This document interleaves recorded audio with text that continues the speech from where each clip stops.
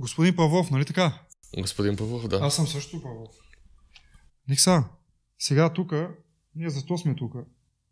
Да обявим на хората, томболата първото, което. Най-важното са хората. Да, хората са най-важно. Никса, направихме един офис на булевард България, 61 град Пазарджик. Даже в момента се намираме в него. Да, се намираме в момента в него, ето може да покажем логото на нашите зрители, приятели, познати. Преди 2 месеца, Ники, бях обявил една томбола с едни награди, които много често правя аз. Сега тая томбола, може да кажете, тя е 3 безплатни монтажа от фирмата и затова сме с тебе тук, да изтегнем томболата. Точно как беше това нещо, че да ме Абсолютно всички хора, които са се записали, са им въведени тяхните имена в това колело и на случайен принцип той ще спере на някой от хората и той ще бъде късметлията, който ще спечели наградата. Да, който е по-добрият вариант, нали така? Най-добрият вариант, няма лъжа, няма измама. Да бъде най-честно за всички. Значи, мисля, ако не се лъжа, само да погледна тук, над 150 участника бяха се записали преди 2 месеца, което е добре. И сега днеска е денят, който трябва да се изтеглят. Събота сме, след обяд. И нали, бях ги обещал тия монтажи. Т.е. какво ще получат те? Те ще получат 3 безплатни монтажа. Штори, врата за баня, може би и прозорец, по една бройка, да кажем, на нашите зрители, приятели. И това е нещо, което сега се прави в YouTube. Първото, което нали, да поясним. Да, разбира се. Да, което ще е добре за тях. В YouTube всичко. Може да се абонирате за канала, само да кажа. Абонирайте се за канала на Дани Стил. Съвсем скоро ще имам още нови видеа в канала.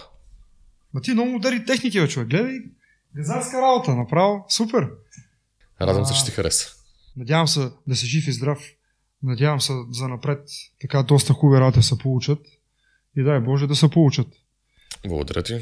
Да обясним с хората, първо да те представя тебе на хората, защото те не знаят Ники Павлов, т.е.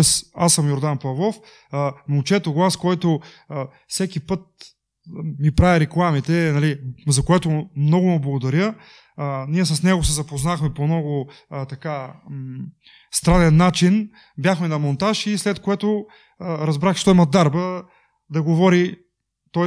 неговия говор е много специфичен. И реших той да почне да прави рекламите на Дани Стил. Нали така, Ники? Точно така беше. Браво.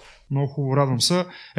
Сега, тук ме заварваш в офиса, който още не е така добре подреден, но надявам се с времето да стане той скоро време. И решихме вече да изтеглим от булевард България 61 град Пазарджик нашите печеливши за томболата, които се надявам, нали, те ще бъдат 3. И се надявам да са доволни това, което ще бъде. Така че скоро след малко ще обявим теглянето. Значи може да гледате на монитора, тъй като ние имаме лаптоп и вие може да виждате кой ще бъде спечелил. Да, вие виждате на живо абсолютно цялото тегляне. Да, всичкото да се знае, което е много добре. Значи първо да кажем, че имах 3 томболи, които не бяха окей в началото. Бяха с хартиен носител, откупи, малко старовремска работа, но сега малко така дигаме левела, да се каже. Даже много вдигаме левела. Дигаме левела, което за напред има някакви идеи, но дай бой ще ги направим. Така че нещата са добре. Мисля, че станат много добре. Станат, разбира се. Да.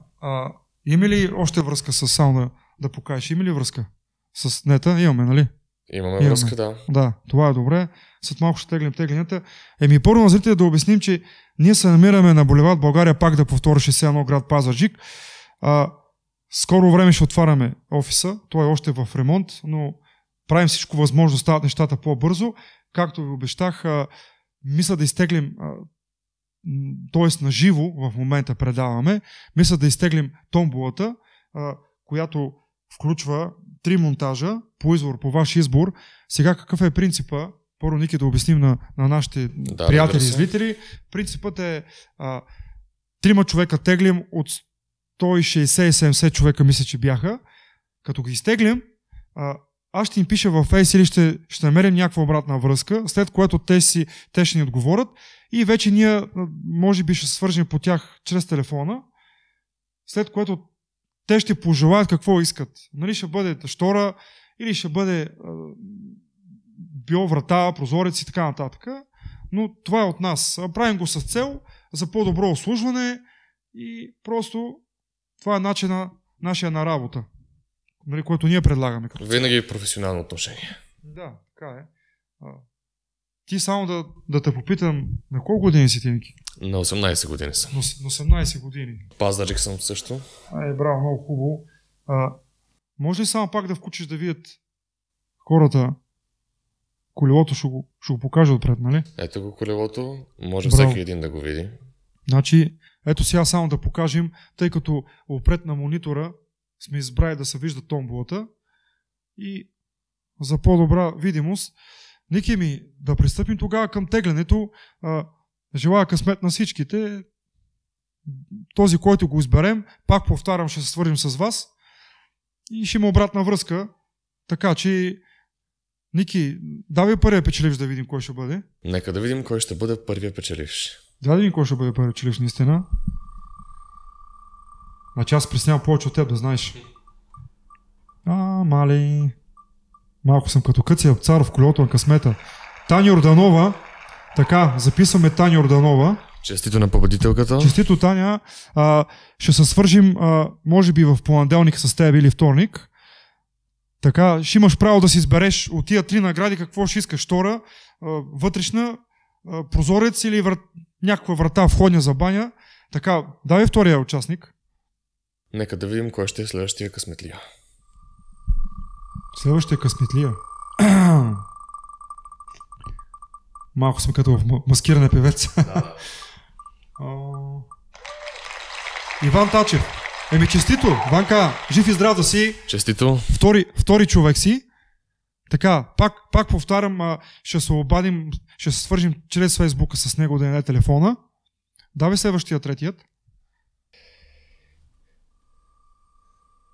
Всеки стиска палци, нали? Кой ли ще бъде? Да видим кой ще бъде. Много ми е интересно. Надявам се, че... Ангел Хри си, не знам, нали, приятел също познат във Фейса. Ще се свържим пак с него. Така, честито отново на победителя. Сега нещо казваме пред тебе, което даже ти не го знаеш, аз също го обявявам в момента. Мисля да изтеглим 4-ти, по мой избор. 4-ти. Нали, нещо като бонус, което ще бъде. Много щедро. Да. Давай да видим 4-тия кой ще бъде. Признавам си, наистина не знаех, че ще има 4-ти. Да, наистина. Сега го обявявам в момента.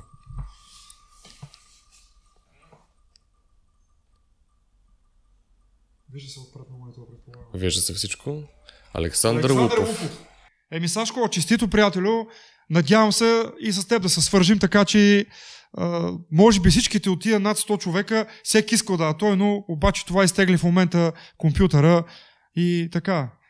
Честито на печелившите, очаквате в понеделник или във вторник обаждане или свързване чрез Фейса, по някакъв начин да се свържим и просто ви желая късмет. И добре дошли на всичките в булевард България 61. Надявам се, че моят офис ще бъде и ваш офис като клиенти и това, което може да помога съм на среща. Желая и успех, бъдете здрави. Ники, да махнем всичките и скоро време очаквате включване пак. Бъдете здрави. Да, чао.